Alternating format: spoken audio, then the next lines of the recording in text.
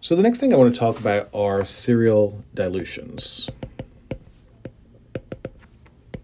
So serial dilutions is where we, on a stepwise basis, reduce the concentration down to a final concentration that we want.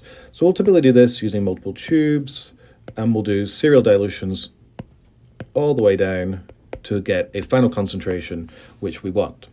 So you may wonder, why do we do this? Why don't we just do one big dilution down to the end?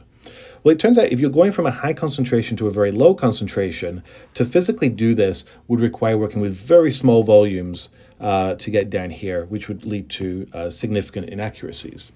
So one example would be if we had something which was 50 milligrams per milliliter, and we wanted to do a final 1 times 10 to the 9 dilution, and this was going into 1 milliliter.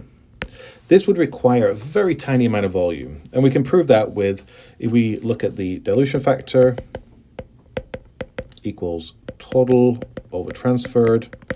If we rearrange this, we get, and we want to identify how much do we need to transfer, so this one here, if we write this, we get, let me do it on the next page, transferred equals total over the dilution factor. The total we'll pretend is 1 milliliter just for simplicity's sake, is 1 over the dilution, which is 1 times 10 to the 9. And this gives us 1 times 10 to the negative 9 milliliters. This is a very, very small volume, and you would not be able to do that with a standard pipette. And any inaccuracies in such a tiny volume would lead to big inaccuracies for your dilution. So this is why we do it in a stepwise fashion. Often we'll do this in a tenfold step. So for example, we may do, say we have 1 milligram per milliliter, and we want to go down to 1 to 10 to the negative 1, 1 to the negative 2, or 10 to the negative, I'll get rid of this, 10 to the negative 3.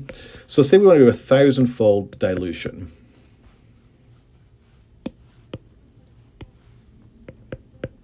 Total.